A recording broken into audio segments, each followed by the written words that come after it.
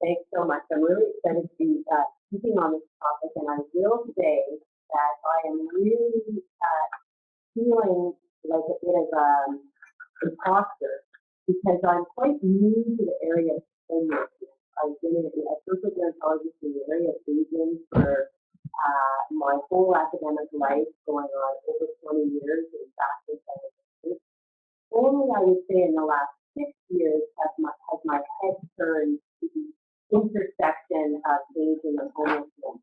As many of you know who have been in that world for longer than me, homelessness has been a growing issue, and the aging of our homeless population is from a policy perspective, homelessness until more recently has been really thought of as an issue for and a lot of the data and a lot of the research and a lot of the programming that was coming out was based on a profile of young at-risk who find themselves in chronic or temporary situations. So I'm really glad to see a lot more about talking about aging and homelessness. You will see from what I've been able to say, and I'm sure many of you in this world know that we have a lot of work to do, and that what I am presenting is rather preliminary, but it is the phase one of what we hope is going to be a two-phase project on trying to really understand how to support aging in the right place for individuals. So what you see on the bottom, all these little symbols, are some of the partners that were involved with us in phase one. This is a CMHC, which is Canada Housing and Mortgage Corporation, and for funding initiative, which in and of itself is exciting. Canada has put out a housing strategy in the last number of years, and there's been a little bit more funding out to look at specific issues related to housing, and homelessness, of course, is one of the big ones. And we're quite excited that we got some support to look at the area of aging. So as I said, there is definitely a growing incidence of people who are older who find themselves homeless. And that is not just a phenomenon in Montreal, it's a phenomenon globally. For those new to thinking about this issue and coming from aging, where we usually talk about people 65 plus, when you're talking about an older homeless person, you are often referring to people who are 50 years. There's usually two reasons for that. One of them is because longevity in itself is shortened, and sort of comorbidity, someone who is 50 looks a little bit more like someone who would be 65 in our world. But also there's been some really interesting research asking older adults themselves to define, or older homeless adults themselves to define what they consider to be older, and 50 comes up as a number that elicits for them a thinking about, the end of life approach in the again, in life perspective, one of those markers that you think of. Of course, this is very problematic because all of our aging communities usually we've already got a bit of a challenge ahead of us. The housing and shelter options that support people with varied and complex needs in this group is really key.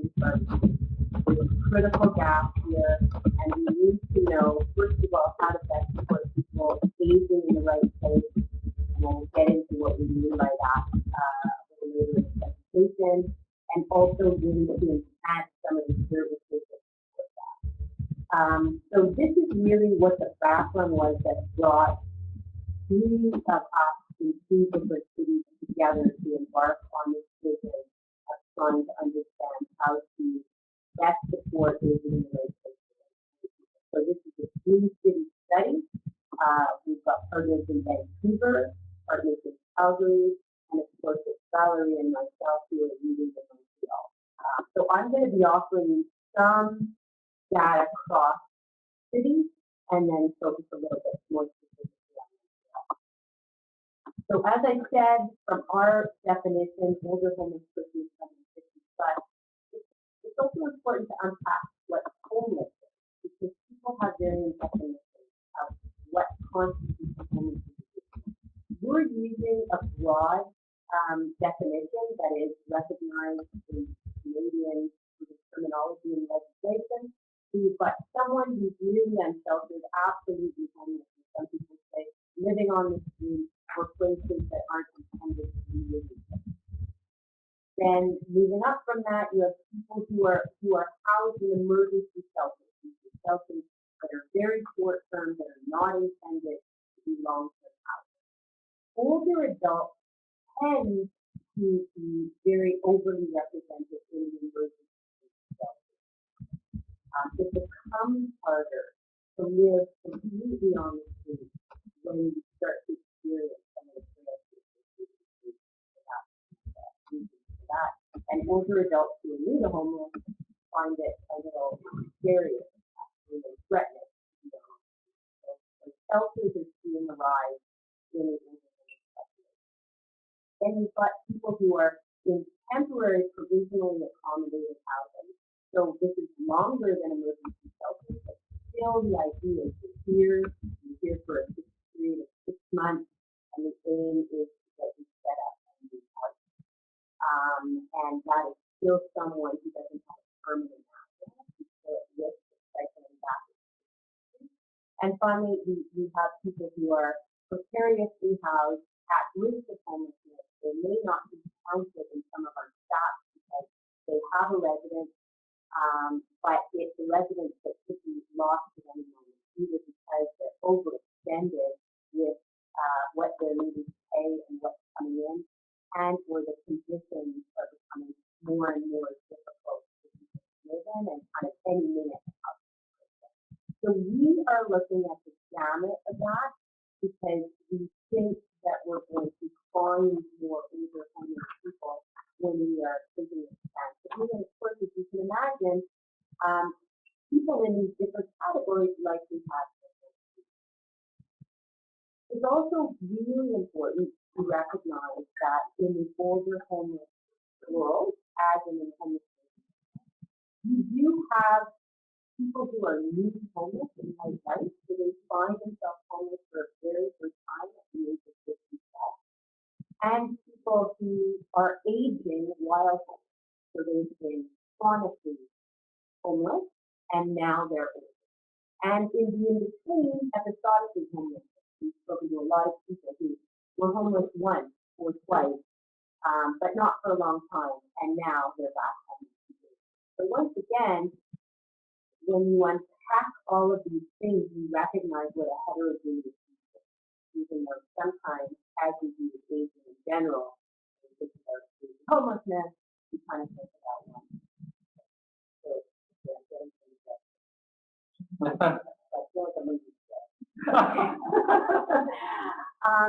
so we are trying to account for some of those nuanced differences because the trajectory into homelessness, the needs, the aging experiences are all different based on these divergent profiles.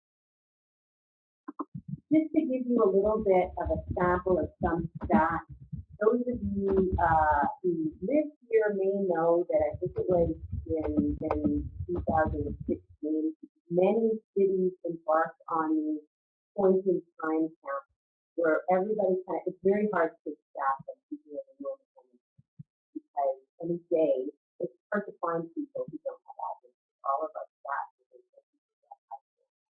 so over a period of a number of months, different cities with the help of volunteers at these points in time on the exact same day, everybody went out in every area to sort of mine and count who was on the street, who was in shelter that day, using any services that we would consider to be in the homeless world to get the best count we possibly could on how many homeless individuals we have.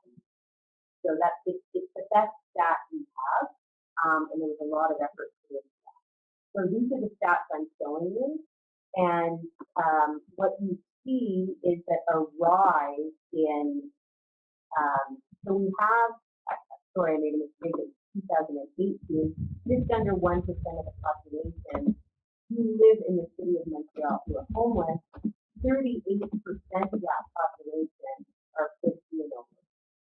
Quite a big percentage. you'll see that that percentage is a little bit higher in Vancouver and lower in Calgary, but you also see that everybody needs a bit of a different age. So what we can conclude is that we've got a strong contingent of older homeless adults in the city, and by the standard definition, it's almost 40%. Other sort of intersecting identities that people are starting to worry about and think are at heightened risk of homelessness and also have different needs are people who have an Indigenous identity. And on the point and count day, 12% of that is accounted for our total homeless population. Not necessarily our older adult homeless population, because stats didn't go that way, but it's also quite a significant percentage of the population, and everyone's recognizing that we really have to think about these intersecting identities when we're trying to understand homeless aging. Visible minorities, in part because of immigrant refugee status and various statuses, is another group that's considered to be rather active in homelessness in Canada. We did not get stats on that when we did our time count, but we're also trying to pay attention to the intersection of visible minority status and aging in our studies. Once again, we recognize that these things matter in terms of people's needs. In terms of gender identity, as much of the literature suggests, there's still quite a higher proportion of male identifying persons who are homeless than female identifying persons, and gender has also been found to make a difference. In Montreal, in fact, we do separate some of our services, services around female identity and male identity, and they run differently,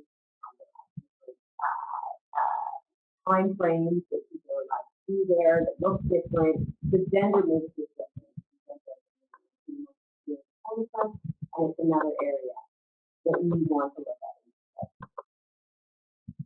So just to introduce you a little bit to the three project leads, in Calgary, the group that really is leading this study is Victoria Burns at the helm, who actually was a former CREGÉS member and graduated from McGill, so it's kind of exciting to have still be in partnership with her even in years. She hasn't forgotten us. And a whole big team in Calgary, Vancouver. The main lead there is Sana Tanham, and she's actually going to be leading us into the second phase. So the leadership is changing in Vancouver. And here, of course, it's myself and Valerie in a small but committed team of McGill team helping us gather this data.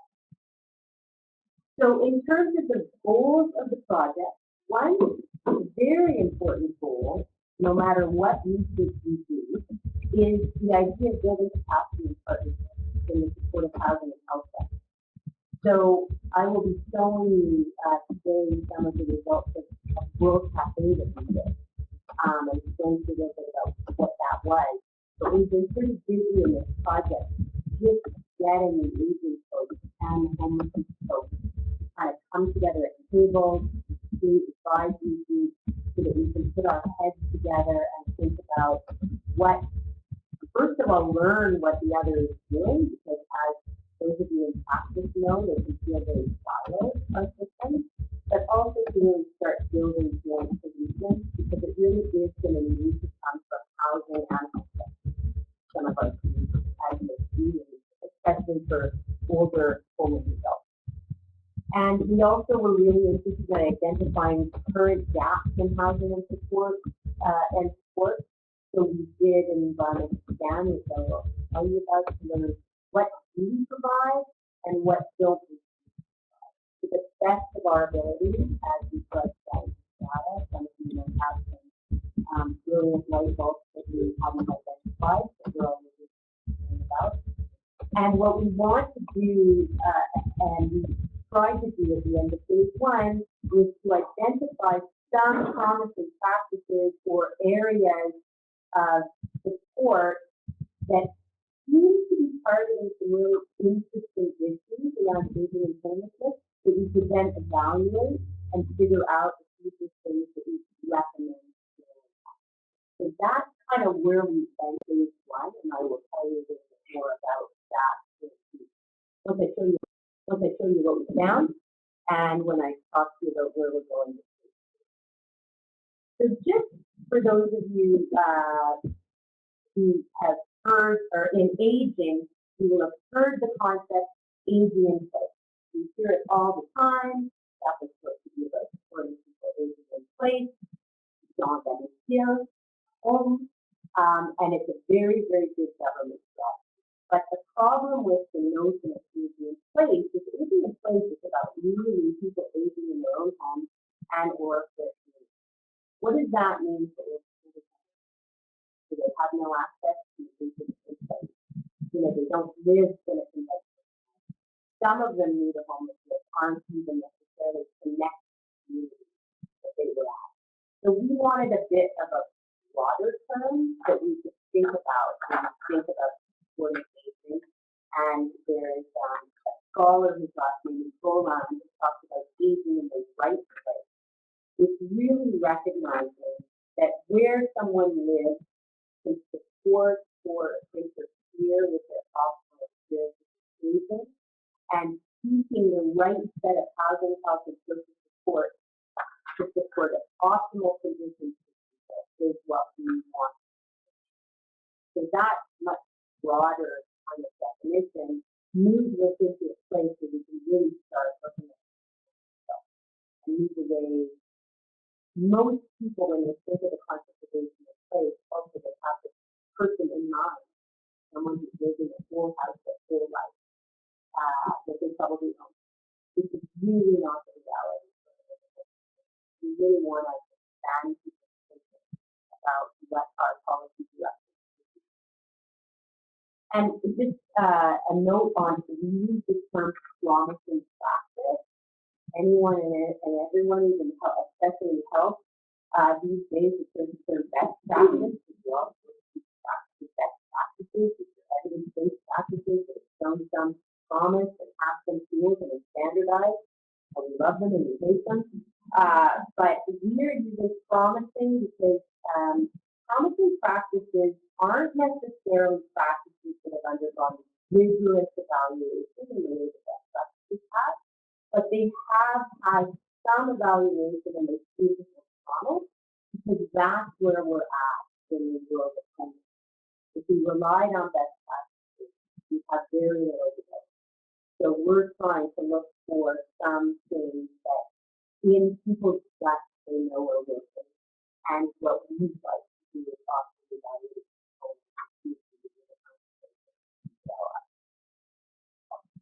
So in this phase one of our project, we really did two things. We did an environmental scan, which was basically trying to understand in each of our partnering cities what kind of housing support are being offered to people who are older, which we identified as and what are those supports look like? What categories? Temporary shelters, or permanent housing? What are we doing? Then we did a scoping review, which is a fancy word for a kind of systematic literature review, where once again our question was, what are people writing about in terms of housing services that hold promise for older homeless adults, even if they aren't necessarily completely evaluative, but just where's our attention? What are we writing about? And finally, we did two world cafes, one in each city where we got people together from housing sectors, from aging sectors, people who have lived experience as homeless older adults, to dialogue and talk around what the gap and what should we be paying attention to as we move forward. So just some sort of high-level highlights from the environmental scan, kind of not a surprise to us, but in every city, the most common support is independent housing with some form of access to off-site. That is the most common way that we're dealing with kind of housing services for older homes. And we know, and people who are in the sector know, that for many older homes themselves, who have intersections of frailties, medical issues, and all of those things, that doesn't suffice in terms of some of the other. So already we're seeing that the bulk of the services that we've got aren't necessarily really used at some of the intersections that you might be getting as it is in. We do have some sort of more supported independent housing with on-site non-medical support, so that's a case manager or someone who's interested in offering some sort of life skill and support, which is really helpful and really actually quite helpful for older adults, but not necessarily the medical. And we have very few permanent housing with some on-site medical specialists.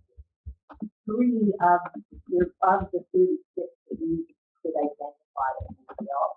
And those kinds of integrated services seem to be the kinds of models that may deal with some of the main issues.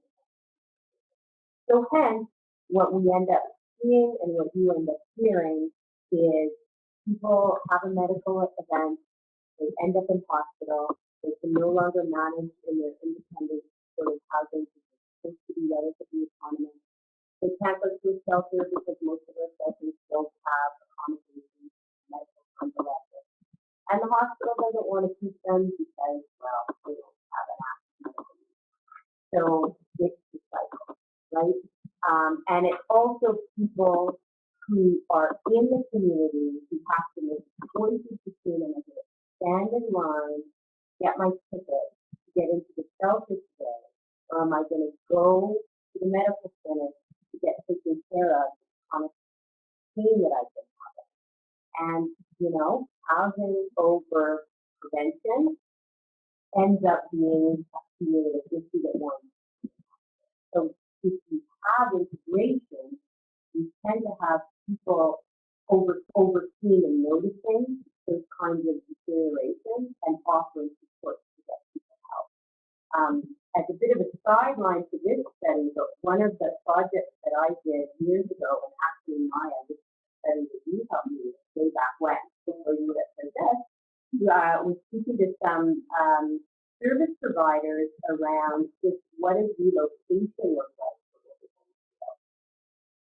people who probably end up in CSSRC earlier than they need to as staff. And one of the most common comments was this sort of lack of kind of coordinated on-site medical assistance that grounded people in a spiral that's under that moving in the hospital.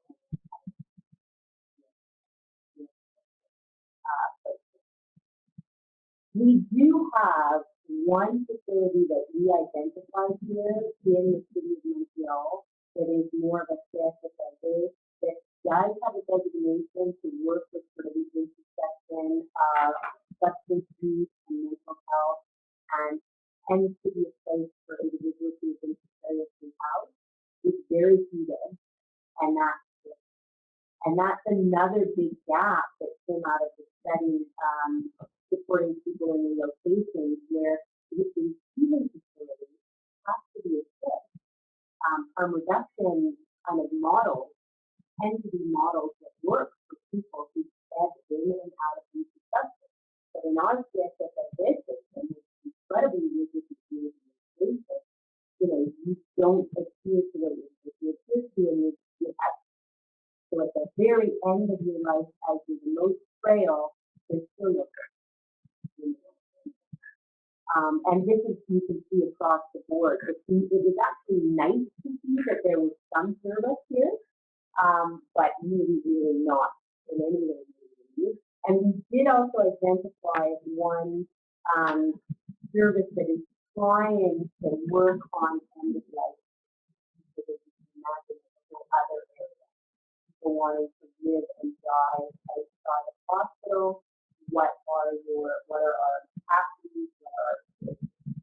And there are, you know, having spoken to a lot of people doing amazing work in the area of homelessness, the will and the interest in supporting people who they've known for many years is very rare.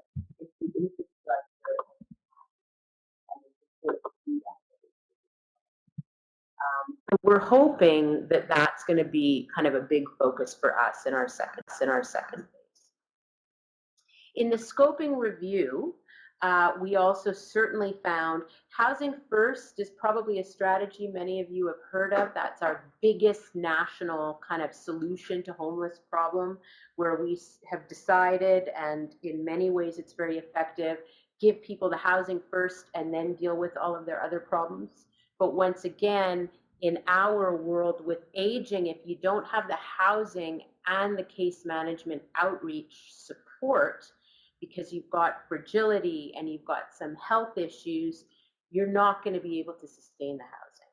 And those services are fewer and farther, between than they should be. We also have transitional housing to get people back on their feet, as we identified in our scan and as we've seen in the scoping review. But once again, transitional housing that has medical supports is almost non-existent. And my colleague Sarah Canham in Vancouver did a really interesting study on supporting better discharges for people who've been formerly and who've been housed. And there seems to be some promise with the idea of equipping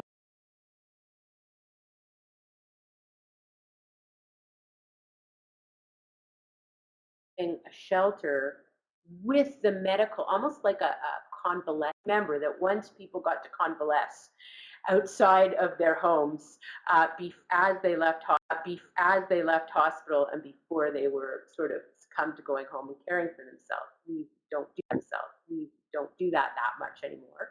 But with an older homeless population who doesn't have a home to go, they're not going to adhere to any of the regime that they might have to adhere to after hospitalization. So it's quite an interesting idea to set up and equip a shelter system, not to permanently house somebody, but at least to have them for that convalescent period where they can actually be supported after hospitalization. Drop-in centers are certainly another very useful add-on service, because these kinds of centers, similar to our adult day program model in aging, provide meal, provide socialization, provide sense of purpose, and seem to be an important kind of enhancement for the older homeless population. But of course, they don't provide the housing. So we need the integration of those great sort of case management drop-in services and the housing, and for someone to be navigating people through those things, which is what seems to be harder. So the third piece of this stage was the World Cafes that we did. And over the course of the 3 cities, we invited over 100 older persons and housing providers to attend one of these World Cafes.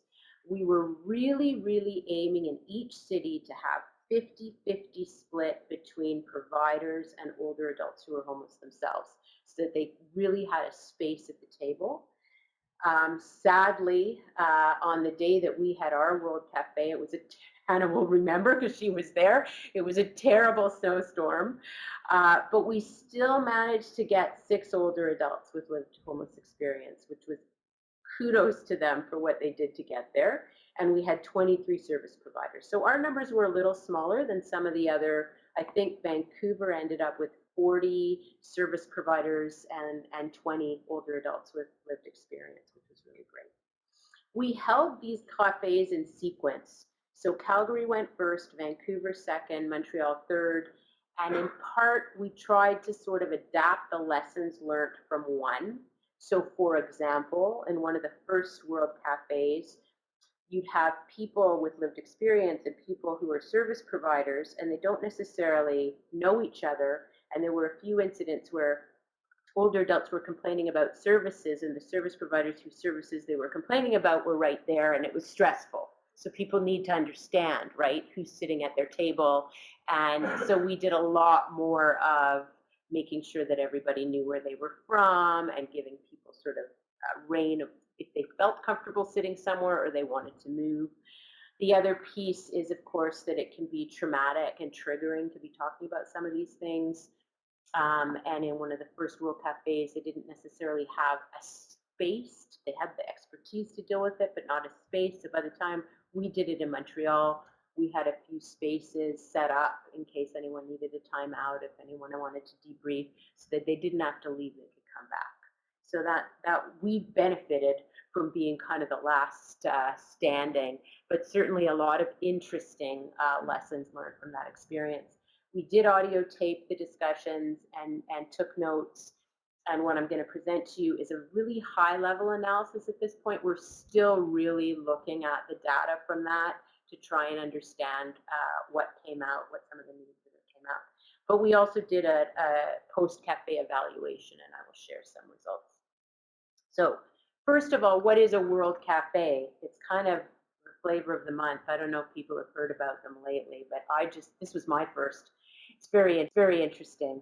So it's like having consecutive focus groups, but the cafe element is really meant to be a little bit more conversational. And the invitation that we gave people, they actually saw this slide. This is to dream. This is to be creative. We can all sit here and talk about all the things that are wrong in our system. If you had a magic wand and could do it different, what would you like to do? So it's really supposed to be a space for encouraging reflection on innovative and interesting ideas. And the way that we did it was each table had a facilitator and a note taker, and there was sort of a question and 20 minutes of dialogue on that question, but people moved around from table to table. So that also supports just the networking and the kind of engaging with different people. We tried to put a balance together between service providers from different sectors, but ultimately, as much as we love to control these things in research, we let it all play out and we let people sit where they wanted, and lots of good things came out. So we focused on first discovery, which is what are the problems, what are the services, what are we trying to do? And then we moved into kind of and dreaming, like what do we need to be doing? What would we like to see? What are some of the potential solutions? And then even pushing it further more into destiny, where would we like to go? In 5 years, if we had a better system, where we'd like to be. I'm not going to pretend that in every discussion we got there, it's a tall order to have about 4 20-minute discussions to be unpacking all of these issues, but it was neat to see people really coming up with some innovative, thought-provoking ideas. And to me, it was the beginning of what I hope to be a lot of dialogue with this group of individuals. And as I said, people were moving around from table to table. So one of the things I just wanted to point out, people gave us feedback on what the experience, the cafe itself ended up being a place of people meeting each other in the system, learning about different services that they didn't know about because we are so segregated. So in and of itself, just the experience for some people was very valuable. The older homeless people told us that despite the fact that there's a lot of work ahead, that they were able to engage with other homeless persons and service providers in this kind of forum, really provided hope and connection for them. And they were every single one of them wants to be involved in phase 2. And we will have an advisory group that will contain older homeless adults, because they absolutely provided a rich source of information. And it's so different to be sitting in this environment than to be older homeless people interact with service providers all the time, but it's to try and access something. So this was really about being as equal partners as we could have been. And I think for that, those experiences are not as frequent for this population, and was really, really, probably to me as a social worker, I was ready to tie in the towel and say, okay, the research is, I'm happy. I don't need big results. This was really, really very enlightening and enlightening. From the service providers, they certainly also appreciated the dialogue, and particularly the dialogue with older homeless adults. And some service providers already identified changes in their own practice as a consequence of the conversation. Because once again, service providers are not often given the opportunity to talk to older homeless adults in this way. They're engaged in regulating the service that they're supposed to be providing. So you don't get a chance to have this form of a dialogue. And it was really interesting. We didn't ask for it, but a lot of people pointed out, I'm going to try and be a little, I'm going to try and elicit a little bit more older adults' own goals, because I actually learned that there was some interesting ways of thinking that I hadn't really tapped into before. And of course, from the service provider's perspective, lots of heightened awareness around. Some people really know the service system at the back of their hand, both, but many people were learning and taking notes and exchanging cards on the different services that are available, and wanting to engage more. So we certainly identified, and I've already primed you for this, we identified it in our environmental scan, we identified it in our scoping review, we have re-identified it in our World Cafe. This notion of people with medical issues and functional challenges and aging is a gap. Options to support aging with those frail complexities is a gap. And it means that that population is not, they don't have opportunities for optimal aging in the right place. And this is probably one area that we should and we will be focused on in phase 2. And relatedly, and in addition to the intersections of aging in the right place for people who are dealing with homelessness, substance abuse, mental health challenges together, is a huge gap.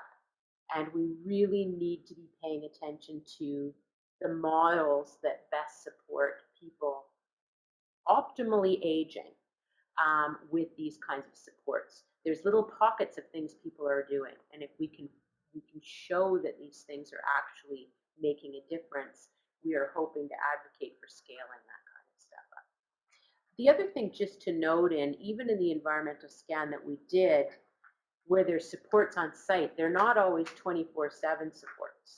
And not to say that every older homeless adult needs 24/7 support, but they did mention that, the thing, when you really fall apart, it's at night. And we know this working especially also with the older population. You're just a little more vulnerable, you're a little more fragile. Your anxiety can get elevated kind of in the off hours, and that's where we don't have often on-site support in the homeless sector, and thinking a little bit about that is another thing that we want to prioritize for phase 2. So, gee, I can talk a lot longer than I thought. So some of the things that I just really also wanted to highlight is we really want some of the outcomes that we're looking at in phase 2 to be representative of the outcomes that older homeless people consider successful. So we always care about how long people stay housed, how often they cycle back into the emergency. Those are the outcomes we look for. Older homeless people said to us, responsiveness and flexibility is a key element that makes us feel like a service is good. And if you're going to evaluate whether a service is good, you should be thinking about that as an outcome. Integration of services, which I think we kind of all sit on the same page on, that all of us are thinking about this. Housing plus, that's really important to us. And what came out also very clear is feeling cared for, feeling people are concerned about us, and having an opportunity where people make us feel hopeful is actually, if we were in that service, and we've had those experiences with some people, and that is positive. Now that sort of social work practice 101. We all know that, but it is hard to exercise that kind of a, communicate that in a system that is also asking us to regulate people, right? So, and in the world of homelessness, there's still a prevailing feeling that you're being blamed for your circumstance, or that people don't really quite understand the complexity of what got you there. So care and concern and hope were really important, and that those are outcomes that we're going to be evaluating when we evaluate our practices.